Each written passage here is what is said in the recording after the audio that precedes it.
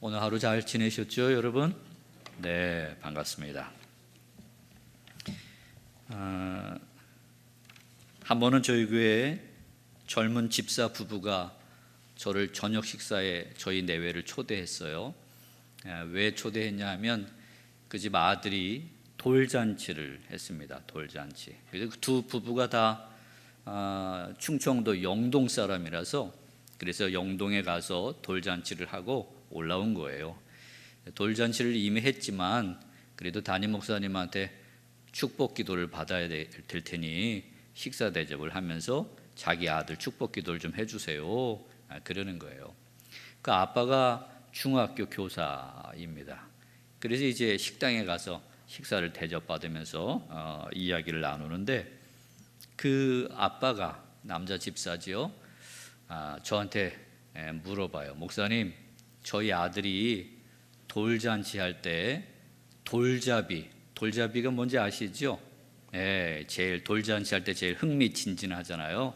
뭘 잡느냐 이런 걸 보고 이 아이가 장차 뭐가 될 거다 뭐 이런 걸 추측해보는 그런 시간이에요. 보통 뭘 앞에다 놓나요? 돈 좋아하시는군요, 여러분. 돈 집으면 뭐가 될 거래요? 부자 될 거라 그래요. 또 뭘 잡으면 좋아요? 책, 연필 이런 거 잡으면 공부 잘할 거다 그래요. 또 뭐 놔요? 실, 오래 살 거라 그러고요. 또 뭘 놓나요? 저희 부목사 아들 돌잔치 때 보니까 마이크도 갖다 놓고요. 가수 되라고, 또 축구공도 갖다 놓더라고요. 손흥민처럼 아주 위대한 축구 선수가 되라, 축구공 갖다 놓기도 하고 그래요. 또 칫솔도 갖다 놓더라고요. 치과 의사 되라고 칫솔도 갖다 놓고, 또 휴대폰, 스마트폰도 갖다 놔요. 그런 거 잘 만드는 기술자 되라고 아주 별걸 다 갖다 놓습니다. 그래서 그거 잡을 때가 되면 다들 흥미진진하게 봐요. 근데 이 집사님이 자기 아들이 뭘 잡았는지 저보고 맞춰보래요. 그래서 뭘 잡았을까? 아빠가 학교 선생님이니까 책이나 연필을 잡지 않았을까? 제가 그랬어요. 그랬더니 저보고 목사님 놀라지 마세요 그래요. 그래, 안 놀랄게, 말해봐 그랬어요. 그랬더니 저희 아들이요, 이래봬도 성경책과 십자가를 잡았어요 그러는 거예요. 제가 깜짝 놀랐어요. 아니, 어떻게 성경책과 십자가를 잡을 수 있었어? 그랬더니 이 아빠가 대답을 해주는 거예요. 그거밖에 안 놔줬거든요 그랬어요. 돌잡이 상에다가 십자가하고 성경책만 딱 놨대요. 그러니 뭐 잡을 게 그거밖에 없으니 이 녀석이 그거밖에 안 잡았겠죠. 그래서 제가 또 물어봤어요. 왜 그렇게 했어? 그랬어요. 왜 그렇게 했어? 그때는 대답을 하더라고요. 목사님, 제가 신앙생활을 해보니까요, 예수님만 붙잡으면 될 것 같더라고요. 그래서 제 아들도 평생을 살면서 예수님을 단단히 의지하고 살면 좋겠다, 그런 마음으로, 그런 믿음, 소망으로 자기가 십자가하고 말씀만, 성경책만 올려놨다는 거예요. 제가 그 얘기를 듣고 혀를 차고 뭐 놀랐어요. 요새 젊은 집사들이 참 지혜롭구나. 자기 아들이 예수님만 붙잡으면, 예수님만 의지하고 살면 된다, 그런 믿음을 가지고 그렇게 했다는 이야기를 제가 듣고 아주 감동을 받고 은혜를 받은 적이 있습니다. 여러분은 뭘 붙잡고 사세요? 여러분은 뭘 붙잡고 사세요? 요새 여자들은 그렇지 않지만 옛날 여자분들은 남편 붙들고 사는 여자들 많이 있었어요. 그렇죠? 남편. 또 부모 붙잡고 사는 자식들도 많아요. 부모. 우리 아버지 단단히 붙들어야 돼. 우리 아버지가 물주야, 물주. 그렇죠? 나이가 드신 분들 중에는 자식을 붙들고 사시는 분이 계실지도 모르겠어요. 돈을 붙들고 사는 분들도 있죠. 돈만 있으면 최고야. 돈만 있으면 안 될 게 없어. 돈 붙들고 사시는 분들도 계실 수 있어요. 오늘 교회 다니는 사람들은 뭘 붙들어야 되나요? 뭘 붙든다는 표현이 좀 그렇죠. 누굴 붙들어야 될까요? 누구 붙들어야 돼요? 하나님 아버지, 예수님, 우리 구주. 그렇죠? 오늘 저녁에 모인 분들은 부디 예수님만 단단히 붙들고 살아가는 하나님의 사람들이 되시기를 주의 이름으로 축원합니다. 자, 아브라함 이야기를 이번 부흥회 때 저녁마다 한다 그랬습니다. 하나님이 아브라함을 부르셨어요. 저와 여러분도 하나님이 불러주셔서 하나님께로 나오게 된 줄 믿습니다. 하나님이 아브라함은 하나님을 모르던 사람이, 근데 하나님이 아브라함을 부르셨어요. 그럼 날 따라와라. 다시 말하면 날 붙들고 살아라. 그래서 아브라함이 그리고 고향을 떠나서 아버지 집을 떠나서, 그렇죠? 본토를 떠나서, 그게 다 옛날에는 붙들고 살았던 거거든요. 본토, 친척, 아비 집, 옛날에는 그거 붙들고 살았어요. 그거 떠나면, 그거 놓치면 죽는 줄 알았어요. 근데 하나님 붙들고 한번 살아봐. 그래서 이제 그리고 하나님 붙들고 출발했어요. 그러면서 이제 하나님이 냄비 뚜껑을 열어주는 거죠. 하나님을 이렇게 조금씩 보여주시는 거예요. 알게 하시는 거예요. 그러면서 이제 믿음이 깊어지는 건데, 어제 저녁에 하나님의 이름을 하나 배웠어요. 뭐죠? 엘리온, 지극히 높으신 하나님 배웠습니다. 그 하나님이 온 세상을 다스리시고 저와 여러분의 인생을 붙들고 계시는 줄 믿습니다. 그렇죠? 아브라함이 내가 믿는 하나님이 이런 분이시구나, 엘리온이시구나, 내 인생이 그분 손에 달려 있구나, 그걸 깨달았어요. 그리고는 이제 신앙으로 걸어가는데, 하나님을 붙들고 걸어가는데 늘 내 생각처럼 형통하면 좋은데, 때로는 그 내 계획대로, 내 생각대로 이렇게 착착 맞아 돌아가지 않을 때도 많죠. 그러다 보면 낙심도 되고 의심도 되고 실망도 되고 흔들릴 때가 있어요, 믿음이. 자, 오늘 창세기 15장을 읽었습니다. 1절에 보니까 이후에 여호와의 말씀이 환상 중에 아브라함에게 임하여 이르시되, 그랬어요. 뭐가 임했어요? 여호와의 말씀이. 하나님은 말씀하고 계시는 하나님이신 줄 믿습니다. 성경 말씀을 통해서도 말씀하시고 성령을 통해서도 말씀하세요. 이것이 은혜인 줄 믿습니다. 여러분, 사람도 말해야 좋아요? 말 안 해야 좋아요? 우리 남자분들한테 질문할게요. 아내들이 말 좀 했으면 좋겠어요? 말 안 하고 이러고 있으면 좋겠어요? 남자분들만 한번 대답해 보세요. 말해야 좋죠? 말 안 하면 어때요? 슬프고 등에서 식은땀 나고 그래요. 말을 해야 돼요. 여자든 남자든 말을 해야 이게 소통이 되고 행복한 거예요. 말을 안 하면 불안해요. 불안. 하나님은 우리에게 뭐 하시는 분이에요? 말씀하시는 분이에요. 할렐루야. 말씀을 해주셔서 하나님을 알아가게 하시고, 또 말씀을 듣는 일을 통해서 믿음도 자라고 깊어지게 하나님 도와주시죠. 아브라함에게 하나님이 말씀하시는 거예요. 뭐라고 말씀하셨어요? 아브라함아, 두려워하지 말아라 그랬어요. 이 말씀을 딱 들어보니까 아브라함이 지금 뭐 하고 있는 것 같아요? 두려워하고 있는 것 같아요. 내가 하나님 믿고 따라가겠다고 이렇게 나섰는데 이거 지금 제대로 하는 건가? 잘 선택한 건가? 내가 하나님을 붙들었는데 이거 잘한 건가? 괜한 짓 한 건 아닌가? 잘못하는 건 아닌가? 이런 주저주저함이 아브라함 안에 있는 것을 하나님이 눈치채셨어요. 그래서 아브라함에게 두려워하지 말아라. 그리고는 뭐라고 말씀하세요? 나는 네 방패요 너의 지극히 큰 상급이니라 그러셨어요. 한번 따라서 해보죠. 나는 네 방패요 너의 지극히 큰 상급이니라. 아멘. 하나님이 아브라함에게 이런 말씀을 해주셨어요. 방패가 되시고 상급이 되신대요.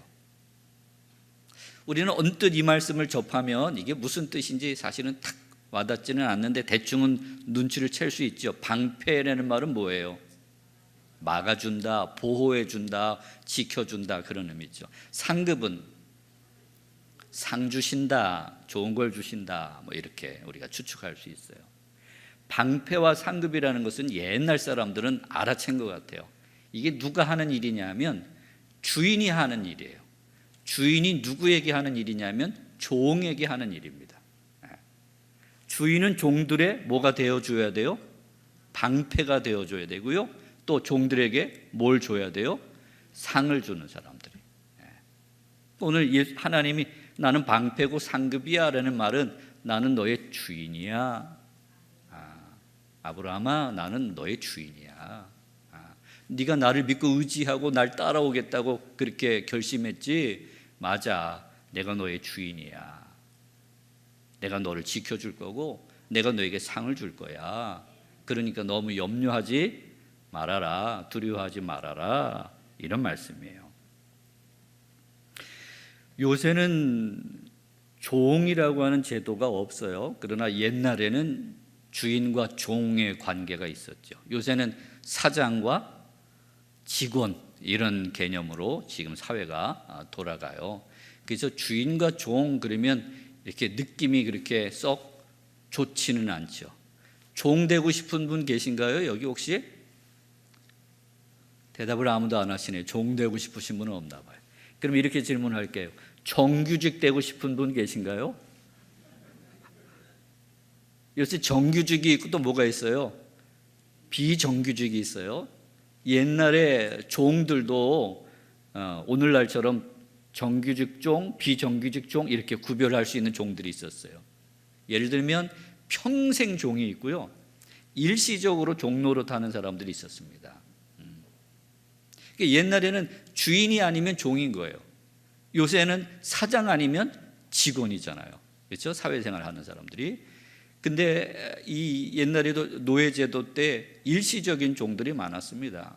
그래서 일시적인 종들은 1년이면 1년, 2년이면 2년 임시로 가서 남의 집 살이를 하면서 먹고 사는 거예요. 근데 이 종이, 이 임시로 일하는 종은 그렇게 혜택이 많지 않았던 모양이에요. 근데 열심히 일하는 종은 또 주인이 특별히 배려를 해주기도 하겠죠. 약속한 대로 2년, 3년이 끝나면 나가야 돼요. 옛날에 종노릇을 그만둔다는 얘기는 먹고 살 길이 막막해지는 거하고 다르지 않아요. 그래서 종들 가운데는 나가기 전에 주인에게 이야기합니다. 주인님, 제가 당신 밑에서 평생 종이 되고 싶습니다. 그러면 주인이 몇 번 더 확인을 하고, 그래, 좋다. 그러면 너 내 밑에서 평생 종노릇 해라. 그러면 약속으로의 표시로 뭘 했냐면 이 문기둥에다가 귀를 뚫어서 고리를 이렇게 채워줬어요. 요새는 귀걸이라 그러지만 옛날에 남자 노예들에게 귀에 고리를 채워줬습니다. 이걸 찬 종들은 무슨 종이라 그러냐면 평생종이라 그래요. 평생종. 그래서 길거리 다니면서 이거 찬 사람들 만나면 저희는 평생종이구나. 그러면 여러분 마음이 어때요? 저 사람 평생종이래. 좋아 보여요? 불쌍해 보여요? 여러분 오늘 개념으로 보면 불쌍해 보여요. 아이고, 저 사람은 오죽할 게 없어서 평생 종이나 됐나. 그러지만 옛날에는 이 평생 종이 된 사람들은 길거리를 다니면 사람들이 부러워했어요. 저희는 얼마나 좋은 주인을 만났기에 평생 종이 되기로 결심하고 저렇게 평생 종이 된 표시를 하고 다니나. 복도 많다. 그렇게 이야기를 했습니다. 왜냐하면 옛날에는 법보다 뭐가 가까운 시대예요? 주먹이 가까운 시대입니다. 힘이 없으면 다니다가 얻어 터지기 일쑤고 빼앗기기 일쑤예요. 누가 지켜주지 않으면 이 세상을 살아갈 수 없는 그런 시대입니다.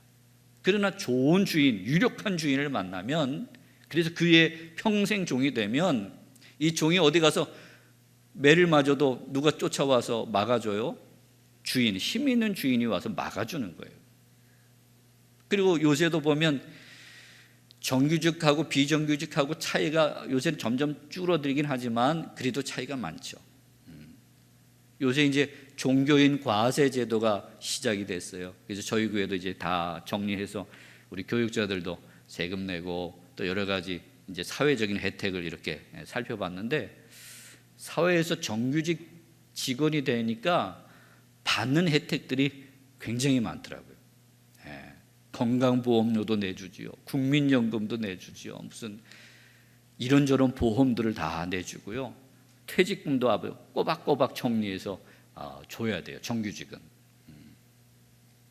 비정규직은 그런 혜택을 제대로 받지 못합니다. 옛날에 평생 종이 되면 오늘날로 하면 정규직들이 받는 그런 혜택, 복지 혜택 이런 것들을 누릴 수 있는 종이 되는 거예요. 그래서 오늘날 개념하고는 좀 다르지만 옛날에 좋은 주인을 만난 종은 그야말로 수지 맞은 사람이 되는 거예요. 복을 받은 사람이 되는 겁니다. 그런 의미에서 하나님이 오늘 아브라함에게 나는 네 방패요 지극히 큰 상급이다 라는 말씀은 나는 너의 주인이다, 그런 뜻. 거기다 저는 덧붙여서 어떤 주인? 좋은 주인이다, 그런 표현을 하나님이 아브라함에게 해주신 말씀이 오늘 본문에 있는 말씀입니다. 오늘 우리가 믿는 하나님이 그런 하나님이세요. 그냥 우리가 주인 그러면 이미지가 좋지 않아요. 요새 사장 그러면 뭐 하는 사람들로 우리가 인식이 돼요? 무슨 질 한다 그래요? 갑질한다 그러죠. 옛날 주인들이, 못된 주인들은 종들에게 갑질하는, 못된 짓 하는 주인들이 많았지만 좋은 주인을 만난 종은 세상에 그렇게 복된 일이 없는 거예요. 주인이 다 막아주고 필요한 거 주인이 다 공급해줘요. 먹고 살 수 있도록, 자식들까지 다 살아갈 수 있도록 주인이 다 공급해주고 배려해주는 일을 하는 거예요. 바로 그런 주인이 누구시냐? 우리가 믿는 하나님이시라는 거예요. 그래서 이제 그 다음 2절에 보니까 아브라함이 표현이 확 달라졌어요. 하나님이 이런 분이시구나 벌써 알아챈 거예요. 그래서 뭐라고 하나님을 불러요? 주 여호와요 그래요. 주 여호와요. 이 주라는 말이 처음 쓰여진 데가 이 창세기 15장에 성경에서 처음 나타납니다. 주 여호와. 그냥 여호와요 이렇게 불러도 되는데 뭐라고요? 주 여호와요. 나의 방패가 되시고 상급이 되시는 주 여호와요. 그렇게 하나님을 부르는 그런 장면이 오늘 본문의 장면이에요. 그러면서 저에게 뭘 주실 겁니까 하나님? 좋은 주인이신 하나님, 당신이 나의 방패가 되시고 상급이 되신다 그랬는데 저에게 뭘 주실 거예요? 제가 아직 주님이 약속하신 자식이 아직 없는데, 그래서 제 생각에는 저희 집에 종, 오랫동안 함께 있었던 종 다메섹 사람 엘리에셀이라고 하는 사람이 있는데 그 사람한테 내가 전 재산을 상속하려고 합니다. 옛날엔 그랬어요. 요새는 이해가 안 가죠. 옛날엔 좋은 종이 있으면 평생 종에게 주인이 자기의 재산을 물려주기도 하고 이런 일들이 일어났어요. 그래서 하나님이 그거 아니다, 걱정하지 마라, 내가 네 몸에서 날 자가 네 상속자가 되게 할 것이고 하늘에 좀 별을 좀 봐봐, 네 자손들이 이렇게 많아지는 복을 내가 너에게 줄 거야. 그렇게 하나님 다시 약속을 해주셨어요. 그리고 이제 그 뒤를 읽어보면 아브라함이 이 여호와를 믿습니다. 그래서 하나님 기뻐하시죠. 자, 우리가 믿는 하나님 어떤 분인지 오늘 이 창세기 15장을 통해서 우리가 눈치챌 수 있습니다. 하나님은 주님이세요. 주라는 말을 이스라엘 말로 아도나이 그래. 한번 따라서 해보죠. 아도나이. 아도나이는 주, 주님, 주요, 이게 다 아도나이. 아도나이라는 말 속에는 하나님이라는 의미도 담겨져 있고요, 주인이라고 하는 의미도 있고요, 아버지라고 하는 의미도 있고요, 남편이라고 하는 의미도 있어요. 아까 시작하면서 누구 붙들고 사세요? 남편 붙들고 사세요? 아버지 붙들고 사세요? 그랬죠? 옛날에 이게 다 아도나이에 포함돼요. 왜냐하면 옛날엔 아버지가 자식들 다 막아주고 돌봐주고 먹을 거 공급해주고 그랬죠. 옛날에는 여자들이 생활 능력이 없으니까 남편이 지켜주고 다 채워주고 그랬어요. 이게 다 아도나이가 하는 일이에요. 아도나이의 가장 큰 뜻은 주인이라고 하는 뜻이죠. 옛날에는 주인들이 종들을 보호해주고 종들의 필요를 채워줬습니다. 그런 주인을 만난 종은 할 수 있는 게 하나예요. 주인에게 전적으로 헌신하고 순종하는 일입니다. 주인을 믿고 헌신하고 순종할 때 주인이 그 종의 모든 삶을 책임져 주시는 줄 믿습니다. 바로 우리가 믿는 하나님이 이 아도나이, 주인이라는 거예요. 저는 여러분의 이해를 돕기 위해서 좋은이라는 말을 하나 덧붙였어요. 어떤 주인이라고요? 좋은 주인이신 여호와 하나님이, 좋은 주인이신 여호와 하나님. 여러분 믿고 계시는 하나님이 좋은 주인이신 것을 믿을 수 있게 되기를 다시 한번 주의 이름으로 축원합니다. 좋은 주인이 나의 하나님이시라면 그분께 충성하고 헌신하고 순종하는 게 헛된 일이 아니라는 거예요. 여러분이 하나님을 좋은 주인으로 믿고 섬기고 따라갈 때 그분이 결국은 여러분을 지켜주실 것이고요, 여러분에게 좋은 것으로 상 주실 분이신 줄 믿습니다.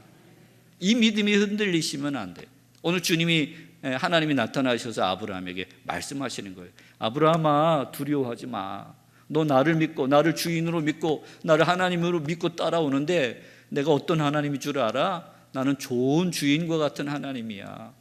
종들을 지켜주고 종들을 책임져주고 종들에게 좋은 것 상을 주는 그런 주인과 같은 하나님이 바로 나야.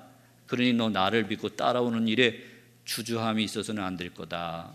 두려워해서는 안 될 거다. 낙심해서는 안 될 거다.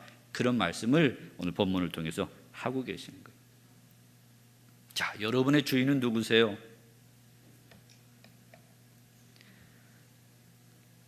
세상 사람들의 주인은 자기 자신이 주인인 사람들이 많습니다. 그렇죠? 교회 다니는 사람들은 주인이 달라요. 교회 다니는 사람은 누가 주인이에요? 하나님이 주인이시라고 고백합니다. 그렇죠, 여러분?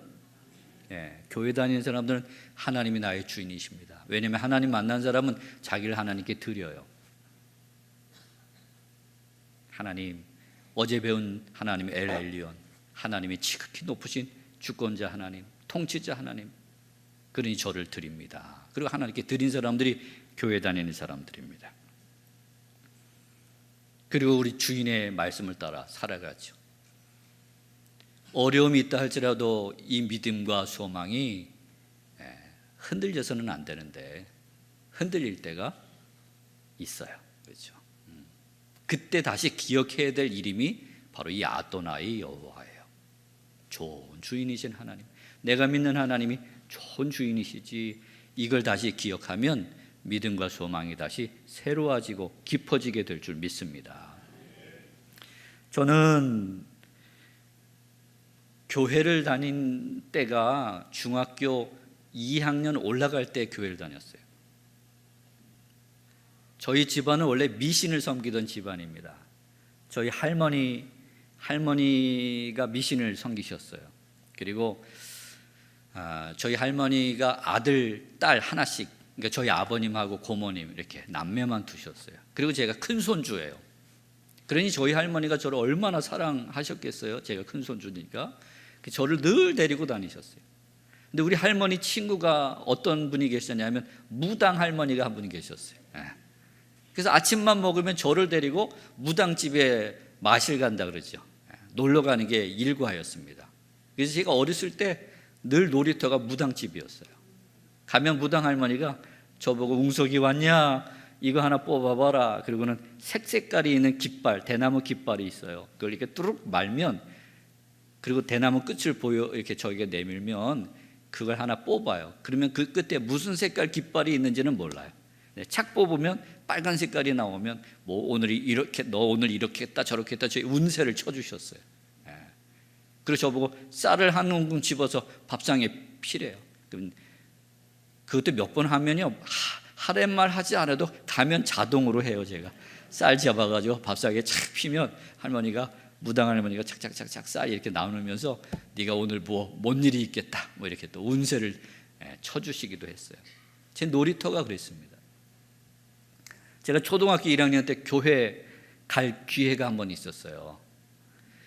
이상하게 저희 동네 골목에는 애들이 많이 살았는데 교회 다니는 집은 한 집도 없었어요. 성당 다니는 집이 한 집 있었고요, 다 미신을 섬기던 골목이에요. 근데 저희 골목에 소문이 돌았습니다. 크리스마스 날 교회를 가면 빵을 준다는 소문이 돌았어요. 그게 제가 초등학교 1학년 때예요. 그게 벌써 몇 년 전이에요. 초등학교 지금 벌써 제가 57이니까 50년 전쯤 이야기입니다. 그때 빵 이거 얻어먹는 건 귀한 일이죠.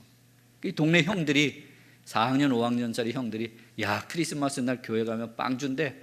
아침부터 니네 크리스마스 날 아침부터 단단히 준비하고 다 같이 가자. 그래서 그날을 기다렸어요. 그리고는 우리 골목의 애들이 쫙 줄을 서서 교회를 갔습니다. 그래서 정말 교회를 갔더니 앞에 커다란 상이 하나 있는데 상 위에 빵을 이렇게 쌓아놨어요. 요새는 투명 비닐봉지에 빵을 제가 전 빵을 담는데 옛날에는요 미군 부대 타이프 용지 쓴 걸로 봉투를 만들었어요. 나이 드신 분들 기억나시죠? 영어로 막 뭐 써 있는 타이프 용지를 이렇게 봉투를 만들어서 거기다 빵을 담아요. 그러면 안에 뭐가 들었는지 모르는데 그 빵에 있는 버터가 이렇게 배어가지고 기름이 이렇게 배어 있어요. 지금 50년이 지났지만 지금도 눈에 선합니다. 빵 얻어 먹으러 갔으니까 그거밖에 안 보였거든요. 정말 보는 순간 저 속에 맛있는 단팥빵이 들어있겠구나, 도너츠가 들어있겠구나. 그게 뭐 안 봐도 상상이 돼요. 이제 뒤에 앉아서 침들을 삼키고 저거 언제 나눠주나 그리고 이제 지켜보고 있는데 설교가 다 끝나고 설교인지 뭔지 귀에 들어오지도 않았어요. 그냥 빵만 쳐다보고 있었으니까 드디어 빵 주는 시간이 됐어요.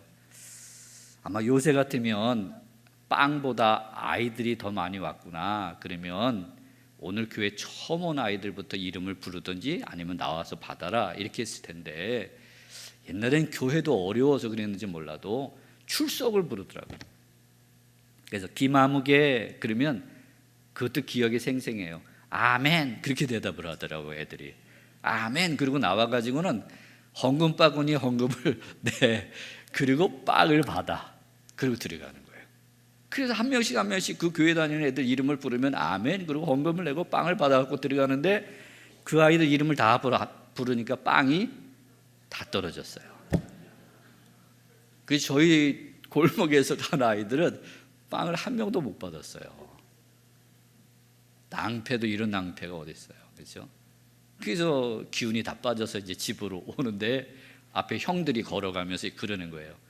에이 치사하고 더러워서 다시는 교회 안 간다. 에이 퇴. 그리고 침을 뱉더라고요. 4학년 5학년짜리 형들이. 저는 1학년짜리니까 뒤에 쫓아가다 그걸 보고 저도 똑같이 했어요. 치사하고 더러워서 다시는 교회 안 간다. 에이 퇴. 제가 그랬던 사람입니다. 치사하고 더러워서 다시는 교회 안 간다 그랬어요. 어린 마음이지만 상처가 됐어요. 상처. 저는 교회하고는 인연이 없었어요. 그런 의미에서. 근데 제가 6학년 때 저희 할머니가 돌아가셨습니다. 저희 할머니도 저를 사랑하셨지만 저도 할머니를 끔찍하게 사랑했어요. 할머니 돌아가시니까 저녁마다 잠자리에 들면 할머니가 생각나서 울었어요. 어린 마음에. 그렇게 한 1년을 울었는데 제 단짝 친구가 있습니다. 근데 그 친구랑 늘 죽이 맞아서 다녔는데 그 할머니가 교회 권사님이세요. 키가 조그만 분이시고 6.25 한국전쟁 때 피난 오시다가 그 총탄을 맞으셔서 다리 한쪽을 심하게 저셨어요. 그래서 막 쩔뚝쩔뚝하고 키 조그마신 할머니가 교회를 다니셨어요. 권사님이신데. 근데 그 친구네 갔는데 그 할머니가 저한테 그러는 거예요. 얘들아, 니네 맨날 놀러만 다니지 말고 교회 좀 다녀라 그러셨어요. 제 친구는 자기 할머니인데도 싫어 그렇게 대답을 했는데 이상하죠. 저는 저희 할머니가 생각나서 그랬는지 몰라도 네 그리고 대답을 해버렸어요. 그리고는 대답을 했으니까 이제 교회를 가야 되는데 그때가 마침 12월 초순이에요. 12월 초순. 조금 있으면 뭐예요? 크리스마스예요. 그러니까 지금 나가면 또 뭐 얻어 먹으러 왔다 그럴까 봐, 빵 얻어 먹으러 나왔다 그럴까 봐 자존심이 있어가지고 크리스마스 끝나고 교회 가자. 그래서 그 친구랑 둘이 1월 1일부터 교회를 갔어요. 그 할머니를 따라서. 무슨 시간에 가냐면 제가 다녔던 교회가 1월 1일부터 40일 특별 기도회를 했어요. 저녁마다. 그걸 간 거예요. 갔더니 막 어른들이 찬송가를 막 정말 뜨겁게 부르고 기도를 하는데 제가 다녔던 교회는 뜨겁게 기도하는 교회예요. 막 알아들을 수 없는 기도를 막 하는데 다 미친 사람들 같은 거예요. 네. 그러면 보통은 놀래서 그 다음날은 안 갈 텐데 이상하죠. 하나님이 이끄시면 그게 이상하게 좋아요. 네. 하나님이 이끄신 사람은 그런 것 같아요. 하나님이 이끄시지 않으면 진짜 여기는 다 정신 나간 사람들만 모였구나. 그런 놀라서 다시는 안 갈 텐데 하나님이 이끌어내면 이상하게 그게 좋은 거예요. 그래서 제 기억에는 거의 40일을 빠지지 않고 저녁 기도회를 갔어요. 제가. 여러분 제가 이런 사람입니다. 처음 교회를 나갔는데 40일 특별 기도회를 했던 사람이에요. 그리고 신나게 교회를 다녔고요. 고등학교 2학년 때 부흥회 때 은혜를 받았어요. 예수님이 날 위해 죽으셨구나. 그게 믿어졌어요. 그래서 너무 감사해서 내가 주님을 위해 살겠습니다. 그렇게 고백을 했습니다. 그게 뭔지도 모르고 나중에 보니까 제가 그게 서원한 거예요. 내가 주님을 위해 일꾼이 되겠다고 하는. 근데 그때 저희 부모님은 교회를 안 다니실 때입니다. 그리고 저희 어머니가 저한테 기대가 크셨어요. 큰아들이니까. 그리고 저한테 투자를 많이 하셨어요. 공부시키신다고.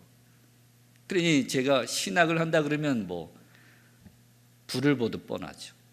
그래서 저도 주저하는 거예요. 나중에 시간이 지나면서 내가 이거 하나님 앞에 잘못 약속한 것 같아. 그래서 신학을 안 할 생각을 슬그머니 했어요. 그리고 고등학교 3학년이 됐는데 여름방학 때 눈에 문제가 생겼습니다. 눈병이 왔는데 병원을 다녀도 치료가 안 되는 거예요. 자고 일어나면 염증이 생겨가지고 막 고름 같은 게 눈을 덮어요. 책을 볼 수가 없습니다. 고등학교 3학년 여름방학에 한 달 이상을 책을 못 봤어요. 큰일 났죠. 내일 모레가 시험인데. 그래서 이게 어찌 된 건가.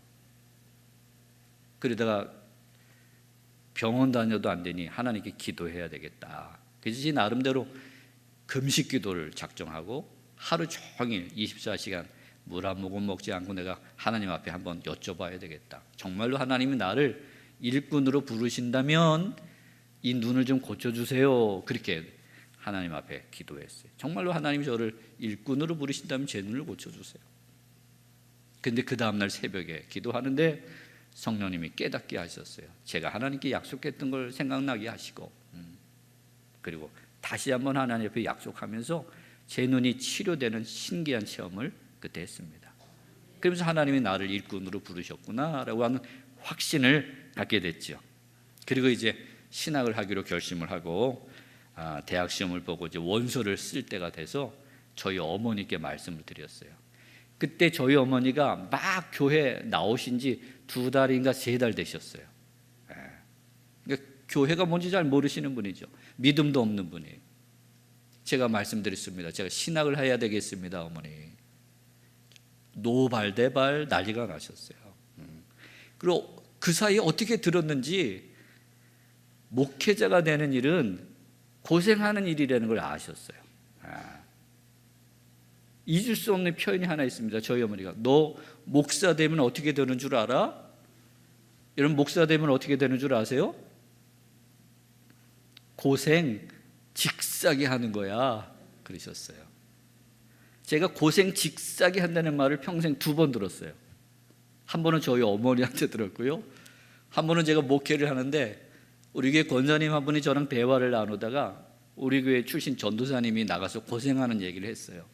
근데 그 권사님이 제가 있는데 제 옆에서 그런 얘기를 하시더라고요. 아유 전도사 고생 좀 직사게 해봐야 정신이 번쩍 들 거예요. 깜짝 놀랐어요. 저는 권사님이 그런 말을 하기에. 여러분 권사님들은 그런 말씀 하시면 안 됩니다. 교회 나온 지 2달밖에 안 된 사람은 그런 말 할 수 있을지 모르겠는데 권사님이 그런 말씀을 하시면 안 돼요. 어떻게 전도자가 고생 직사게 해야 된다는 그런 표현을 하는지 모르겠어요. 그렇게 말 안 해도 전도사들은 고생할 수밖에 없어요. 전도사만 고생하나요? 목사들도 고생하죠. 저희 어머니가 그렇게 말리셨어요. 그래도 간다 그러니까 부엌에 가셔서 칼을 들고 들어오셨어요. 그리고 방바닥에다 식칼을 내려놓으시면서 너랑 나랑 같이 죽자 그렇게 반대를 하셨어요. 그러나 저는 마음에 확신이 있었기 때문에 저는 신학을 해야 되겠습니다. 그래서 이제 부모님을 설득해서 제가 신학을 하고 목사가 됐어요. 목사가 돼서 목회자가 돼서 신학을 공부하고 개척을 나왔죠. 개척을 하고 목회를 시작해 보니까 저희 어머니 말이 맞았어요. 고생 어떻게 한다고요? 직사게 하는 거예요. 고생을 하니까 흔들릴 때가 있어요. 목회자인데도, 전도사인데도. 한 번은 이런 일이 있었어요. 지하실 개척교회를 한 지 얼마 안 됐을 텐데 아마 첫 번째 겨울인가 두 번째 겨울인가 그랬을 거예요. 겨울에 새벽 기도를 가는데 사택하고 이제 지하실 예배실 있는 건물하고는 멀리 떨어져 있으니까 이제 새벽에 일찍 나서야 돼요. 눈이 왔어요. 눈이 수북하게 쌓였습니다. 그래서 이제 눈을 밟으면서 새벽 기도를 가는 그 맛이 또 재미있어요. 뽀드덕. 큰 길 가보니까 발자국이 많아요. 이 새벽의 발자국은 대부분 어디 가는 발자국이에요? 새벽 기도에 가는 발자국이에요. 그치? 새벽 기도 많이들 가는구나. 그리고 이제 쭉 가는데 저희 지하실 교회가 있고요. 건물 상가지요. 그 옆에 골목이 하나 있습니다. 그 골목으로 들어가면 그 바로 뒤에 장로교회가 큰 교회가 하나 있었어요. 어떻게 개척을 해도 그렇게 했는지 모르겠어요. 한 직선거리는 30m밖에 안 돼요. 여기서 저 뒤 정도밖에는 안 떨어졌는데 커다란 장로교회 코 밑에다가 감리교회가 지하실에 개척을 한 거죠. 그런데 이 발자국들이 잘 가다가 저희 지하실 교회로 가는 게 아니라 어디로 다 갔을까요? 그 장로교회 골목으로 다 가버린 거예요. 그래서 저희 상가 지하실 입구에는 발자국이 하나도 없어요. 여러분 그 심정이 어떤지 상상이 되시나요? 그게 낙심이 되는 거예요. 그래서 새벽 기도도 안 하고 그냥 집으로 가고 싶은 마음이 확 들어왔어요. 이게 뭡니까 하나님? 저를 목회자로 만드시고 개척을 시키셨으면 그래도 새벽 기도 그때 한 3명인가 4명 나오던 시절이지만 이렇게 눈 오는 날 한두 명이라도 좀 오게 하셨어야지. 이렇게 한 명도 없으면 저보고 뭘 어떻게 하라는 겁니까? 그 마음이 슬퍼졌어요. 그래서 새벽 기도도 안 하고 그냥 에이 화가 나는데 집에 그냥 가야 되겠다. 그리고 돌아서는데 성령님이 제 마음을 이렇게 다독여 주셨어요. 낙심하지 마라. 오늘 아브라함에게 하신 것처럼 두려워하지 마라. 내가 너의 방패요, 내가 너의 지극히 큰 상급이야. 내가 도와줄 거야. 책임져 줄 거야. 이렇게 여기서 이렇게 흔들리거나 낙심하면 되겠어. 그렇게 위로를 해주셨어요. 그래서 용기가 나서 그래서 집으로 안 가고 다시 이 지하실 상가 문 앞으로 갔어요. 그리고는 이렇게 왔다 갔다 그러면서 발자국을 잔뜩 찍었어요.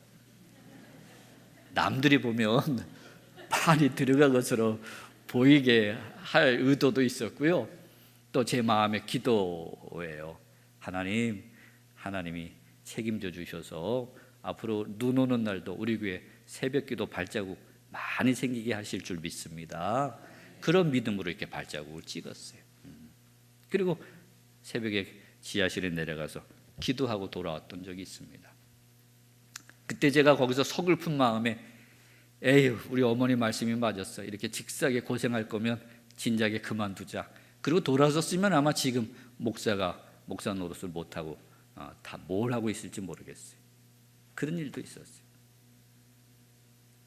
우리 안희선 목사님 앞에서 이런 얘기하면 사실은 비길 게 못 되는 목사지만 수많은 어려움들이 있었지요. 제일 어려웠을 때가 두 번째 예배당을 지었을 때입니다. 저는 예배당을 3번 짓고 문화센터라고 하는 건물까지 하면 4번을 건물을 지었어요. 두 번째 지을 때까지는 하나님이 저를 특별히 사랑하시고 복을 많이 주신다고 생각했는데 3번째쯤 지을 때쯤 되니까 교회 다니는 사람들은 전생을 믿지는 않습니다. 내가 전생에 죄가 많은가 보다 그런 생각을 했어요. 얼마나 건축하는 게 힘든지 몰라요. 두 번째 건축을 했을 때 뭐가 터졌냐면 IMF가 터졌어요. 우리 나이 드신 분들은 다 IMF를 지나오셨어요. 상상할 수 없는 어려움이 교회에 있었어요. 그 모든 무거운 짐을 목사 혼자 다 짊어지고 가는 형국이 됐습니다. 우리 장로님들, 권사님들 계시지만 죄송해요. 교인들은 다 몰라요. 잘 몰라요. 그 깊은 사정까지 헤아릴 수 있는 분은 제 경험 속에는 없었어요. 그 무거운 짐을 저 혼자 지고 가는데 정말 죽기 일보 직전이에요. 지치고 힘들어서 아무것도 할 수 없을 정도로 지치고 힘들었어요. 진짜 우리 어머니가 예언자가 틀림이 없다. 그 지쳐서 아무것도 할 수 없는 그런 상황에서 주일 예배를 겨우 마치고 제 방에 들어왔어요. 기진맥진합니다. 그런데 남자 집사님 한 분이 따라 들어왔어요. 저랑 나이가 동갑인데 키가 조그만 남집사라는 남자 집사님이 들어와 서 있길래 어떻게 들어오셨어요, 집사님? 그랬더니 아무것도 아니에요. 그래요. 근데 왜 들어오셨어? 그랬더니 목사님을 좀 안아드리려고 들어왔어요. 그래요. 저한테 다가오더니 저를 쿡 부둥켜 안아요. 저도 가만히 있을 수 없어서 저도 부둥켜 안았어요. 남자 둘이서 방에서 꼭 껴안고 한 2, 3분을 아무 말도 안 하고 껴안고 있었어요. 아무 말도 안 했지만 제 마음에 들려오는 소리가 있었어요. 힘들어도 용기를 잃지 말아라. 내가 알고 있고 내가 기억하고 있고 내가 널 도와줄 거야. 네가 나의 종이 아니냐, 내가 너의 주인이 아니냐, 내가 책임져 줄 테니 힘을 내라. 그런 주님의 음성이 이렇게 들려왔어요. 얼마나 위로가 됐는지 몰라요. 다시 용기가 생겼어요. 그때 지쳐서 쓰러졌으면 제가 여기까지 올 수 없었을 거예요. 근데 우리 주님이 그 집사님을 보내셔서 당신의 종을 위로하시고 격려해 주셨어요. 우리 주님은 바로 그런 주님이십니다. 우리가 지쳐 쓰러질 때 위로해 주시고 격려해 주시고 다시 용기를 북돋아 주시고 끝까지 걸어갈 수 있도록 이끌어 주시는 분이 바로 우리가 믿는 아도나이 하나님, 좋은 주인이신 하나님이신 줄 믿습니다. 이건 목사에게만 그렇게 하시는 게 아니에요. 우리 하나님께, 우리 예수님께, 우리 주님께 자기를 드려 헌신하고 봉사하는 모든 성도들에게 우리 주님은 좋은 주님, 아도나이 주님이신 줄 믿습니다. 여러분들도 신앙의 길을 걸어가면서 어렵지 않을 때가 언제 있겠어요? 늘 어렵죠. 특별히 여러분을 흔들었던 그런 위기의 순간들이 얼마나 많았겠어요. 오늘 신약 성경에 보면 예수님이 제자들에게 물으시죠. 너희들 나를 누구라고 하느냐? 나를 누구라고 여기느냐? 베드로가 유명한 대답을 했죠. 주는 그리스도시요 살아계신 하나님의 아들이십니다. 예수님을 향해서 주님이라고 고백합니다. 그리스도라고 고백하고요, 하나님이시라고 고백해요.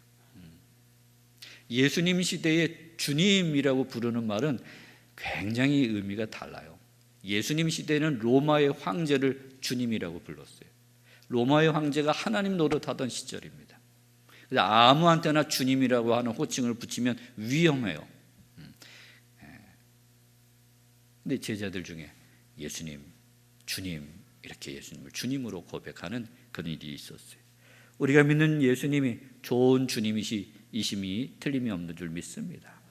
예수님은 당신의 종들을 위해서 자기 목숨을 내어주신 주님이세요.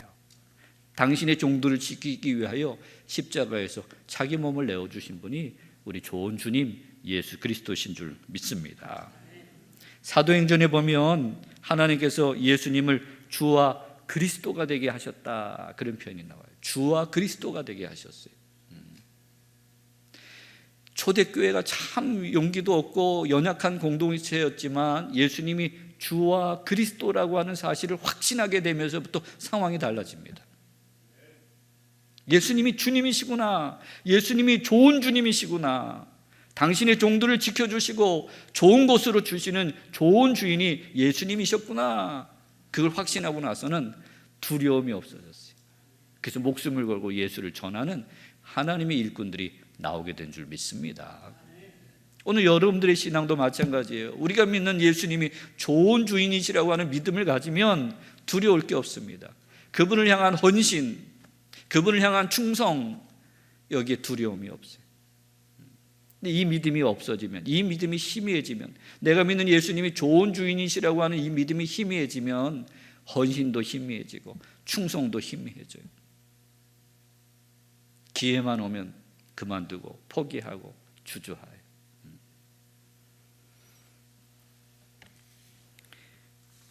성경에 보면 아주 뜨겁게 열심히 있던 분들이 몇 분이 계세요. 그 중에 한 분이 엘리야라고 하는 선지자예요. 아주 불같은 열심입니다. 850대 1로 대결을 벌였던, 갈멜산에서 대결을 벌였던 선지자가 엘리야예요. 그의 열심을 따라갈 사람이 세상에 없습니다. 그런데 이세벨 왕비가 그 사건 이후에 이를 갈아요. 내가 엘리야를 반드시 죽여버리겠다. 이 말이 엘리야의 귀에 들립니다. 그렇게 열심히 있었던 엘리야가 이 말 한마디에 주저앉아요. 그리고는 광야로 도망을 치고요, 들어 누워요. 그리고 하나님한테 뭐라 그래요? 하나님, 차라리 날 잡수.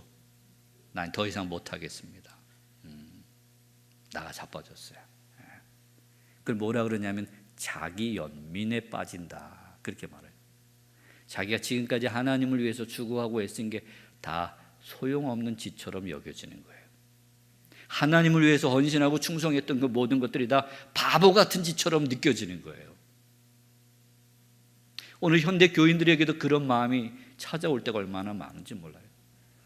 주님과 주님의 몸된 교회를 위해서 수고하고 헌신하고 충성했던 것들이 다 쓸데없는 짓처럼 여겨질 때가 있어요. 휘청휘청할 때가 있습니다.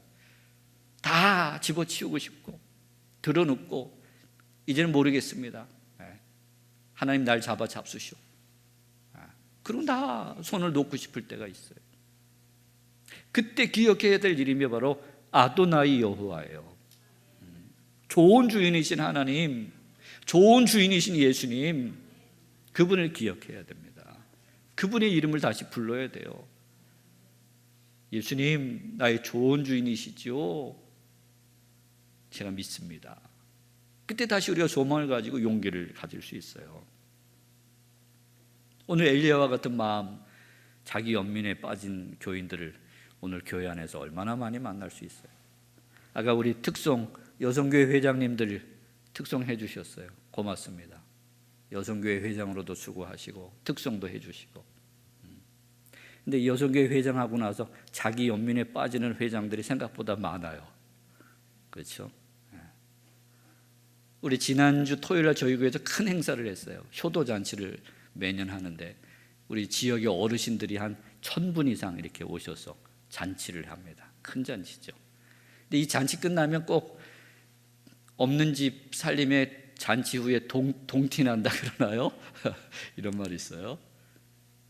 주일날 여선교회 연합회장님이 저를 찾아왔어요. 예배 마치고 보니까 뿔따구가 나셨어요. 권사님 왜 오셨어요? 눈치를 보고 물어봤어요. 목사님 화가 나서 죽겠어요. 그래요.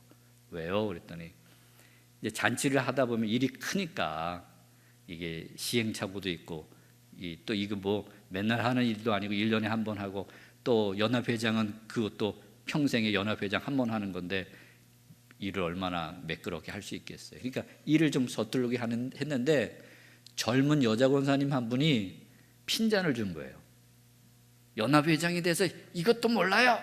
사람들 많은데 그렇게 얘기했다는 거예요. 나 같아도 시험 들었을 거예요 아마. 그래서 화가 나셨어요. 화가 났어요. 근데 그날 주일날, 지난 주일날 제 설교 주제가 사랑은 교만하지 아니하며예요.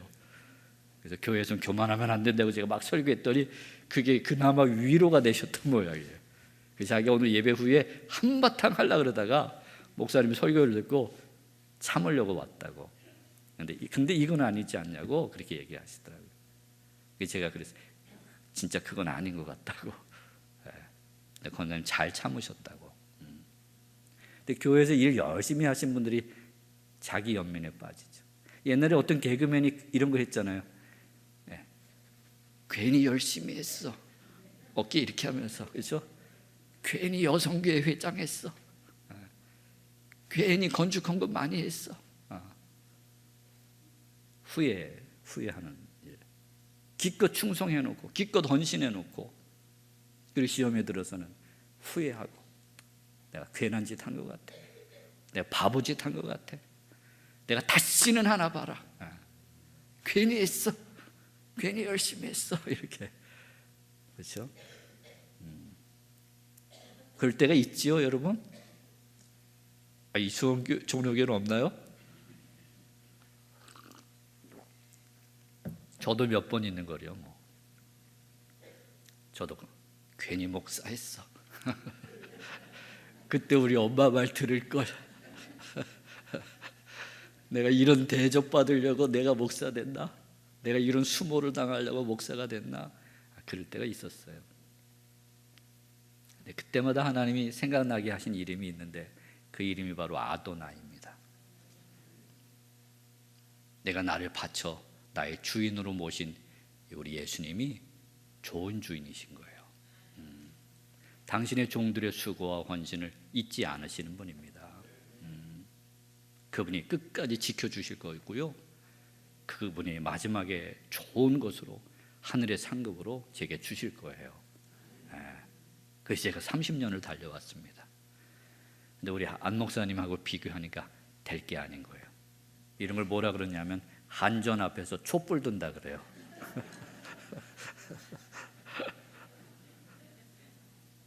우리 목사님 45년을 달려오시면서 얼마나 많은 어려움이 있겠어요. 근데 우리 좋은 주인 되신 우리 예수님이 우리 안 목사님을 붙드시고 여기까지 이끄신 줄 믿습니다. 이제 꼬린 지점이 다 되셨어요. 개인적으로는 너무너무 부럽고 존경스러워요. 저는 제가 제 힘으로 끝까지 달려갈 자신이 없습니다. 자신이 없어요. 그러나 우리 주님이, 좋은 주님이 저도 또 여러분들로 붙들어 주시고 이끌어 주실 줄 믿습니다.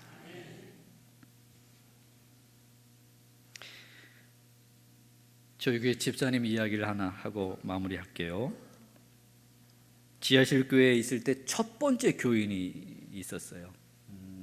교인이 아무도 없었는데 그 먼저 목사님이 쓰시던 주보를 정리하다가 전화번호하고 이름이 하나 떨어지는 걸 보고는 거기다 전화했더니 한 분이 받았어요. 저보다 나이가 하나 아래예요. 그러니까 제가 27살 때니까 26살이죠. 그래서 제가 당신 이름과 전화번호 때문에 전화했다 그랬더니 그 교회를 다녔었대요. 그래서 제가 신방을 가도 좋겠냐 그랬더니 오래요. 그래서 신방을 갔어요. 갔더니 공군 중사였는데 교통사고를 내서 사람이 죽었어요. 그래서 구치소인가 거기 가서 한 달인가를 고생하고 거기서 합의금 주고 이제 퇴직하는 걸로 하고 그 퇴직금도 다 합의금으로 주고 합의를 보고 이제 막 나왔는데 제가 전화를 한 거예요.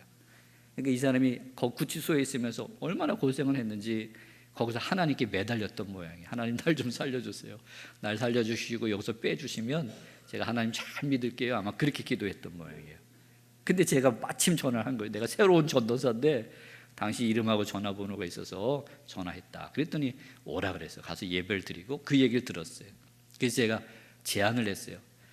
나도 이제 개척을 막 시작하면서 내 처지도 딱한데 내가 얘기 들어보니까 당신도 참 처지가 딱하게 된 것 같다.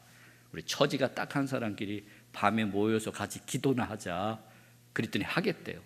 그래서 둘이 저녁에 8시에 모여서 성경 공부를 하고 기도회를 시작했어요. 그리고 이 사람이 한 달 만에 은혜를 받았어요. 성령의 세례를 받고 거듭났어요. 그리고 막 성령님이 급하신 거예요. 개척교회는 성령님이 좀 급하세요. 그래서 막 은사를 막 주셨어요. 예언의 은사가 막 나타났어요. 그러면서 이 사람이 마음이 뜨거워지니까 전도하러 다니는 거예요. 자기 친구들, 군대, 공군 친구들 전도하는데 한 번은 이런 일이 있었어요. 자기 친구 부부 가정에 찾아갔어요. 저녁 먹으려고 하는. 그래서 지금 밥 먹을 때가 아니다. 야, 기도 좀 하자. 그럼 다짜고짜 기도하자 그래 놓고는 은사를 받았으니까 성경 어디 펴봐라. 성경을 어디 펴봤어요. 그리고 읽었어요. 성경을 펴서 읽기는 했는데 교회 다닌 지 얼마 안 됐으니까 무슨 뜻인지 잘 모르는 거예요. 그래서 저한테 전화가 왔어요. 전도사님, 이래이래해서 제가 성경 말씀을 받았는데 이게 무슨 뜻이에요? 어디냐고 그랬더니 어디 무슨 말씀이래요. 펴봤더니 이런 뜻이에요. 돈 너무 좋아하지 말고 하나님 잘 믿어야 된다, 그런 말씀이에요. 제가 그렇게 설명을 해준 거예요. 그러니까 성경책을 덮고 전화를 끊고는 그 집 내보고, 야, 이 말씀은 돈 너무 좋아하지 말고 하나님 잘 믿으라는 말씀이래. 니네 돈 좋아하지 말고 하나님 잘 믿어. 그렇게 얘기를 한 거예요. 그 부부가 눈이 동그래져 가지고는 서로 마주보고는 이 사람한테 얘기하는 거예요. 너 오늘 우리 적금 탄 걸 어떻게 알았냐? 이 내가 결혼해서 3년짜리 적금을 뒀는데 그날 탄 거예요. 하루 종일 돈 얘기만 한 거예요. 이 돈으로 뭘 할까? 너무 좋다. 이렇게 목돈이 생기다니 행복하다. 돈 얘기만 하루 종일 했는데 이 사람이 저녁 때 와가지고 뭐 기도하자 그러고 성경을 펴서 읽더니 어디다 전화를 하더니 다짜고짜 하는 말이 돈 좋아하지 말고 하나님 잘 믿으라고. 그러니까 깜짝 놀랐죠. 이래가지고 몇 가정을 이 사람이 전도했어요. 1년에 이 사람이 11명을 전도했어요. 하나님이 역사하시니까 그런 일도 일어나요. 그렇게 열심히 있는 사람이에요. 그런데 첫 번째 예배당을 저희가 짓게 됐습니다. 한 11명, 12명 모일 때 예배당을 짓게 됐으니 뭐 형편이 딱하죠. 그러니까 몸으로 할 수 있는 건 다 하는 거예요. 근데 일꾼이 없으니까 저랑 그 사람은 이제 퇴직했으니까 백수예요. 그러니까 저랑 둘이 맨날 새벽기도 끝나면 가서 노가다 하는 거예요. 노가다를 하는데 하루는 이런 일이 있었대요. 그 부인한테 밥을 먹다가 하나님이 마음에 말씀을 하신 거예요. 네가 헌신하면 내가 너에게 복을 줄 텐데. 그런 음성이 들렸어요. 똑같은 음성을 2번이나 들은 거예요. 그래서 자기 아내 보고 그 얘기를 했더니, 그러면 우리 하나님께 헌신합시다. 마침 예배당도 새로 짓는다고 하니 우리가 헌금을 좀 합시다. 그래서 헌금을 들고 온 거예요. 어느 날 보니까 500만 원을, 그때 돈으로. 근데 그 집이 이사를 마침 했어요. 방 2개짜리에서 살다가 방 하나짜리로 이사를 간 거예요. 저는 그게 스토리를 잘 몰랐는데 나중에 세월이 가서 얘기를 하는 거예요. 800만 원짜리 방 2개 전세를 살다가 그거 방 하나짜리로 옮기면서 500만 원을 헌금을 하고 300만 원 보증금 내는 방 한 칸짜리로 그때 이사를 하면서 헌금을 했던 거예요. 그렇게 헌신을 했어요. 저는 돈이 있어서 헌금하는 줄 알았어요. 죄송해요. 목사들이 이렇게 잘 몰라요. 교인들이 헌신하는 걸. 그리고 이제 맨날 나가서 노가다를 하는데 하루는 집에 갔더니 저녁에 부인이 책을 이만큼 쌓아놨어요. 이게 무슨 책이냐? 그랬더니 공무원 시험 보는 책이래요. 공무원 시험이 며칠 남았냐? 그랬더니 1달 반인가 남았대요.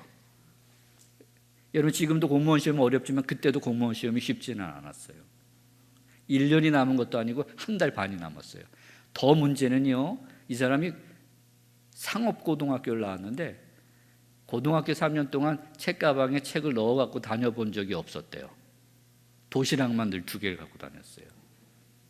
졸업할 때 뒤에서 2등을 했대요. 자기가 원래 자기가 뒤에서 1등인데 자기 앞에 있는 애가 마지막 시험 보는 날 학교를 안 와버렸어요.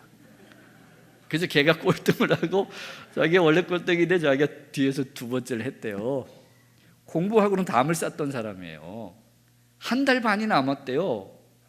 그리고 그때 제가 전도사 때인데 전도사는 그것도 모르고 새벽 기도만 끝나면 전화를 해가지고 아무개 성도님 일하러 와요. 그 새벽부터 불러내가지고는 하루 종일 노가다 하고, 그리고 이제 해지면 집에 가서 씻고 저녁 먹고 공부를 하는 거예요. 근데 공부도요, 하나님이 힘을 주셔야 공부도 되는 것 같아요. 이 사람이 공부할 수 있는 힘을 하나님이 집중력을 주시는데 고백을 하는데 그래요. 마라톤 선수가 마라톤 하는 정도의 호흡을 가지고 자기가 공부를 했대요. 얼마나 집중력을 가지고 공부했는지 책을 보는데 숨을 막 이렇게 몰아쉬면서 앉으면 3시간, 4시간을 꼼짝 안 하고 공부를 했대요. 참 신기한 일이죠. 고등학교 3년 동안 책 한 권 안 갖고 다녔던 사람인데, 그리고 1달 반 만에 시험을 봤는데요, 어떻게 됐을까요?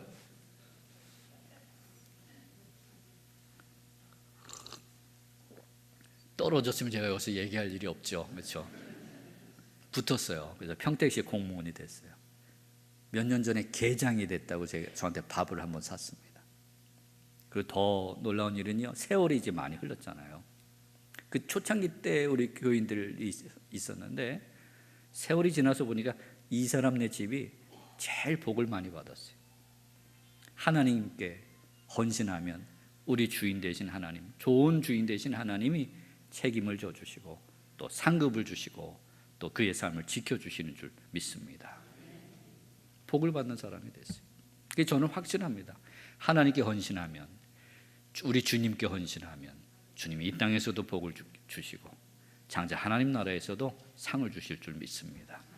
이것이 오늘 저와 여러분의 믿음이 되기를 주의 이름으로 축원합니다. 여러분들이 주를 위해 헌신하고 충성하고 봉사했던 것, 그것이 헛된 것이 아니에요. 시험에 빠져서 내가 부질없는 짓을 했나 봐, 소용없는 짓을 했나 봐, 이제 그만할래, 다 집어치울래, 괜히 열심히 했어. 혹시 이런 마음이 드신 분이 있으면 오늘 밤에 주신 하나님의 이름이 있습니다. 좋은 주인이신 하나님, 아도나이 여호와가 계세요. 그 주님이 우리의 방패와 상급이 되시는 줄 믿습니다. 그런 시험 중에 있는 이들이 있으면 그 이름을 부르면서 기도하세요. 아도나이 여호와, 아도나이 예수님, 당신이 약속대로 절 책임져 주시고 지켜주시고 상 주실 줄 믿습니다. 그렇게 믿음으로 기도하시고 다시 믿음을 회복할 수 있게 되기를 주님의 이름으로 축원합니다. 요한계시록에 있는 말씀 일러드립니다. 죽도록 충성하라. 그리하면 생명의 면류관을 네게 주리라. 아멘. 기도하겠습니다.